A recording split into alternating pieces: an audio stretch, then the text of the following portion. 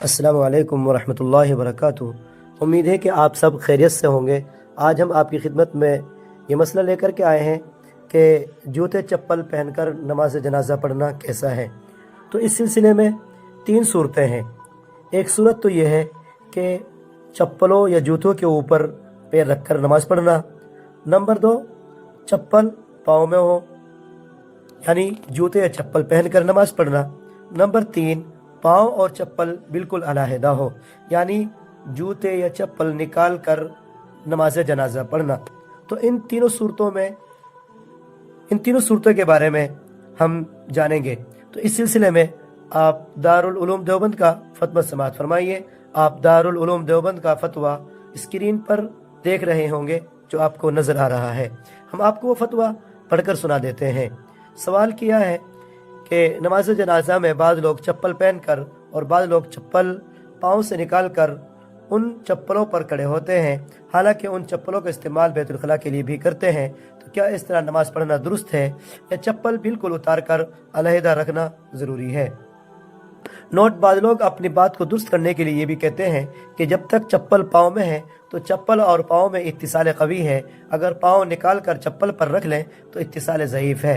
अब अगर नजासत चप्पल में हो तो भी मुज़िर नहीं होगी, यानी नमाज जनाजा हो जाएगी। ये बात कहाँ तक दुरुस्त है? आप तीनों सूरतों, यानी नंबर 1 चप्पल पाँव में हो, नंबर 2 पाँव चप्पल के ऊपर हो, नंबर 3 पाँव और चप्पल बिल्कुल अलहदा हो की वजाहत फरमा दें।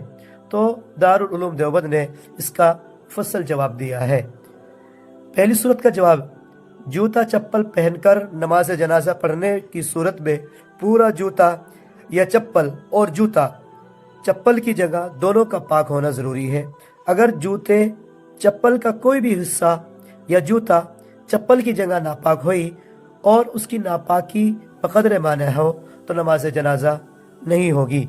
लेकिन जो जूता चप्पल इस्तिंजा खाने के लिए ले जाए जाते हैं उनका नापाक होना ज़रूरी नहीं है, क्योंकि आमतौर पर लोग एहतियात के साथ ही आबदस्त लेते हैं और नापाक छींटे जूता चप्पल पर नहीं पड़ती। और अगर जूता या चप्पल का तला नापाक हो गया हो तो पाक ज़मीन पर बार बार चलने और रगड़ लगने से वो पाक हो जाता है। अलबत्ता एहतियात इसमें है कि ऐसा जूता चप्पल पहनकर नमाज न पढ़ी जाए।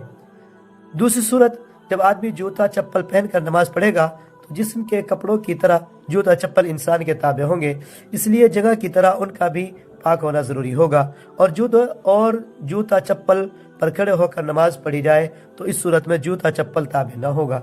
और अगर नंबर 3, अगर कोई शख्स जूता चप्पल उतार कर उन पर खड़ा होकर नमाज पढ़े तो सिर्फ जूता चप्पल के उस हिस्से का पाक होना काफ़ी है जिस पर आदमी का पैर हो। जगह का या जूते का चप्पल के तले और अतराफ का पाक होना ज़रूरी नहीं है। और अगर जूता चप्पल उतार कर ज़मीन पर खड़े होकर नमाज पढ़ी जाए तो सिर्फ ज़मीन का पाक होना ज़रूरी है। वल्लाहु ताला आलम। दारुल इफ्ता दारुल उलूम देवबंद। उम्मीद है कि आपको 3 सूरतों के बारे में तफसील से मालूम हो गया होगा। आपने ये सब मसले सुने हैं और हम आपकी खिदमत में इसी तरह से मसले लेकर के आते हैं, इसलिए आप हमारे चैनल को सब्सक्राइब भी करें और वीडियो को लाइक करके और वीडियो को शेयर भी करें। वस्सलाम।